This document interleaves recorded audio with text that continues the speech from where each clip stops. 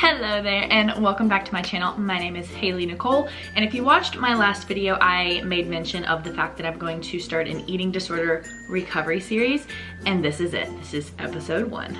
So if you haven't seen my personal eating disorder story video, you can watch that. I will link it up above just so that you can kind of have more of like an in-depth look at my personal story. And I just want to clarify that I'm making this series because when I was going through an eating disorder, I used to literally Google and YouTube how to recover from an eating disorder, like how to eat healthy. And so I think that if I make these videos, it could probably help somebody, but I'm not giving any type of advice. I'm just sharing what worked for me. So if you haven't seen my video and you don't want to go watch it right now, I'll give you like the quick synopsis. So I was an athlete growing up. I was super healthy, super lean. Well, I say super healthy. I was super lean and fit, but I didn't eat healthy, but I looked healthy on the outside. And then I quit sports, went to college, started partying, started drinking, started eating Waffle House all the time, and I gained like 20 pounds. So for me, that was a lot of weight gain because I had been crazy low body fat my whole life. And then like all of a sudden I was 20 pounds heavier and I did not know how to lose that weight. So I thought if I counted my calories and if I ate like baby carrots and water for every meal, I would lose the weight because I had no concept of what does a healthy, balanced meal look like. For me, it was like McDonald's, like you go through a drive-through, or like raw vegetables. Like I didn't know how to make like a plate of food. I didn't know how to cook healthy, and I was in a dorm. So I was super restricted with my knowledge, I guess, in how to eat healthy and how to live a healthy lifestyle. So I went like straight for restriction, and doing that for several months developed an eating disorder within myself. So what I had was I had bulimia, and then I ended up developing anorexia for a short amount of time. But I don't think that you have to I don't think you necessarily have to have like a label to be classified in the eating disorder category.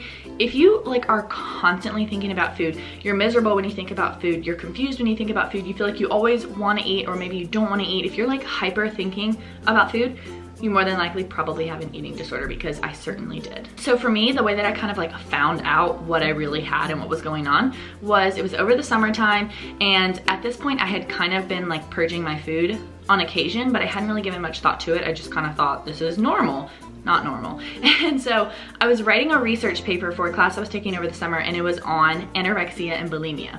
And like after I wrote the whole paper, because like I sat down and wrote it in one sitting, and I was like doing research and pulling and all of this, and after I finished the paper, I was like, I have this. Like, this is me. Like, sign your name at the top, because every single thing on this paper describes my lifestyle. And I burst into tears. So then I'm like, oh my gosh, like I'm bulimic. Like what does this mean? This is like a newfound label that I have for myself, and it's not a good one. So then I'm like Googling, and I'm like watching Dr. Phil, and I'm like, oh my gosh, like what do I do? So the very first thing I did, like at that time, in that exact moment, I wrote my paper, I was watching Dr. Phil, and I'm like, I gotta like do something. I gotta do something. So I call my mom, and I'm like, Mom, I have an eating disorder, and I'm telling you because I want you to help me. And so I also opened up to my boyfriend, and that was like the first step. And that's like my first tip, is tell somebody, whether that is like your pastor or a church member or your mom or your best friend or your cousin. Tell somebody, because a secret can only have power as long as it's a secret. So if you tell your secret, it no longer has power over you, and then that's like the first step to obliterating it from your life, to getting to that place where you are fulfilled, healthy, and fit without like being mentally drained from thinking about food or your body or fitness. So tell somebody is like the #1 thing that changed my life, because telling somebody was like, okay, step 1, what else can I do? I also think that telling somebody really made me realize like I had a problem. It was like admitting it to myself and admitting it to somebody else. So that kind of opened up a gateway of opportunity for me, that my mom could help me, could keep me accountable, could teach me how to cook healthy meals. And that was the foundation for me moving forward into a healthy lifestyle. Abby was scratching at the door. Come here. And I was like, you want me to take her downstairs? I was like, yes, please. He's not being a very good babysitter. Anyways, where was I? So at this point, it was all in my head, and I had told my mom, I had told my boyfriend, and then school started. So I went back to college for my sophomore year, my second year of college.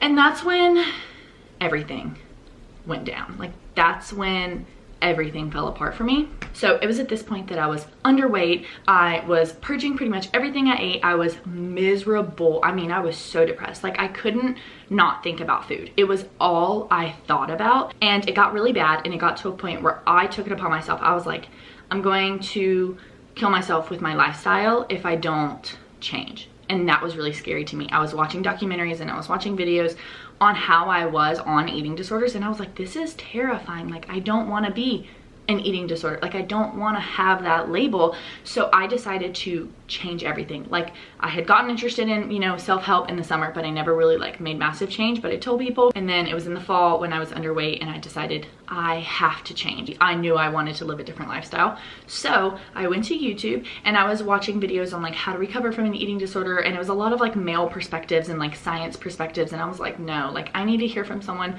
who's like me, and I just want to feel connected with somebody and see how they recovered. And that is when I stumbled upon a girl's channel. Her name is MARIAH SETTA. So I'm gonna like tell you guys a bunch of YouTubers that I personally watched like as I was recovering, and it significantly helped me. And I'm going to link them in the description below as well in case you want to check them out. So the first girl I found was MARIAH SETTA. She was like a super tall Australian, and when I found her channel, she was recovering from an eating disorder and learning to love food and learning to love fitness. So me watching her videos was like beyond therapeutic, and honestly, watching what I eat in a day videos is like what saved my life, because I was like, oh, all of these healthy girls are eating oatmeal, so oatmeal's not bad. Oh, all of these girls are eating like salmon and lemon broccoli. That looks good, maybe I'll try it. So it kind of opened up my eyes to not only what I could eat, but that I could eat this and not like be fat, because that was my fear having an eating disorder, was to be fat. So to watch these videos of these girls eating a lot of food throughout their day, mostly plant-based foods, and be healthy and like energetic and in love with life, I was like, I'm gonna do that. So I also started watching heavily a girl named Sarah's Day. You probably know her. Also Raw Alignment. The girl behind the channel's name is Elise Brodegam, and she's a vegan, and so that's like kind of what got me into plant-based living and veganism and those type of like, you know, lifestyles and food choices, because following them inspired me, and I thought, you know, I want to eat a tofu burrito and look like her and live at the beach and be happy. And so watching those videos is also something that changed my perspective radically. Also at this point in time, I was really off like kilter with my hunger cues. So I was like either super hungry or super full. So trying to like rediscover, okay, am I hungry? Like, how much could I eat? Those videos really helped me, because I was like, okay, that's what a normal portion of oatmeal looks like. That's what a normal smoothie looks like. So that I wasn't either restricting too heavily or giving myself too much. And here's also another tip that really helped me when I had like my full-blown eating disorder. Okay, so this is like from 2 years ago, and I still have it in my phone. So it's a list of 1 to 10. And number 1 is like ravenously hungry. Like, you're so hungry, you probably have a headache. And then 10 is like painfully full, like you could not take another bite, you feel like your stomach's gonna explode. And so there's also like numbers in between 2 through 8. I will actually post this below as well. So what I would do is, if I thought I was like thinking about food, or if I thought I was hungry, I would come to this list and I would scroll and be like, okay, 5, neutral, no longer experiencing hunger pains but not really feeling that full. 6 would be like able to feel the weight of the food but not quite full, or like 4 would be a little bit hungry, feeling kind of empty. And this helped me, because I'd be like, okay, I'm like a 4, I'm a little bit hungry, I'm a little bit hollow in my stomach, I could probably eat a snack.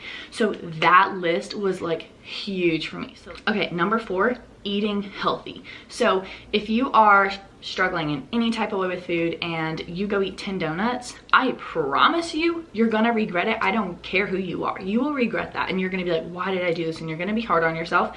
And if you have an eating disorder, that could be like detrimental in your mental health. So eating healthy is a lot easier to recover, because like no one says, oh my gosh, like I'm so mad at myself, I ate all those carrots. Like, no, it's always like, I'm so mad at myself that I ate all the donuts or the ice cream or the pizza or the Waffle House or like whatever. So if you're really trying to like consciously create healthy meals, whether that's smoothies or like fully loaded sexy salads or like roasted potatoes or sweet potatoes with cinnamon, or like healthy whole grain pastas, or like lean proteins. If you're really trying to eat healthy, you're gonna feel better about what you're putting in your body, and like you're not gonna wanna like puke up a salad. Like when I ate healthy, I felt better about myself, and it was like when I like binged on junk food that I felt terrible. Like for me, what really helped was consciously making an effort to eat healthy meals all of the time, and I failed every single day. Every single day I would finish my night with like 3 macadamia nut cookies from Subway. Those are so good. But I do know that when I was eating healthy, like if I had a healthy meal, I wanted to end it on that healthy meal. Like I was like, oh, good note. I want to end it on the good note. So that really helped me. So maybe that will help you too. If you're like regularly eating like junk food, or if you start your day with like Hostess donuts, you're probably not going to feel that good. So maybe try incorporating some healthy meals into your diet. Okay, so my 5th tip is to, hear me out on this one, try to love yourself. And I know that that sounds crazy because the majority of women or men who have eating disorders hate themselves. We want to be skinnier because we hate the way we look. We think that we're fat. We think that we're ugly. We think that we're worthless. That's not self-love. That's self-loathing. And that was me. Like, I can't even describe how much I used to hate myself. Physically, internally, emotionally, everything. I was like, I don't even want to be here on this planet. I feel you, girl. If you're like, I hate myself, I cannot love myself, let me show you how I did it. So first of all, I got a little journal, just like a small notebook. It was like not even a spiral, it was just like a bound notebook, and I would write in it every single day the stupidest affirmations that just felt so fake and stupid, but I would write things like, I am beautiful, I am worthy, I love my legs, I love my stomach, my body is amazing, I'm so healthy, I'm so fit, I crave healthy foods.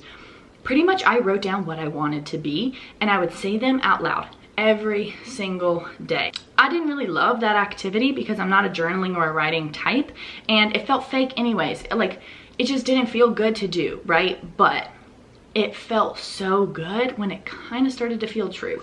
When I said it enough times, after a few weeks, it was like, I'm beautiful.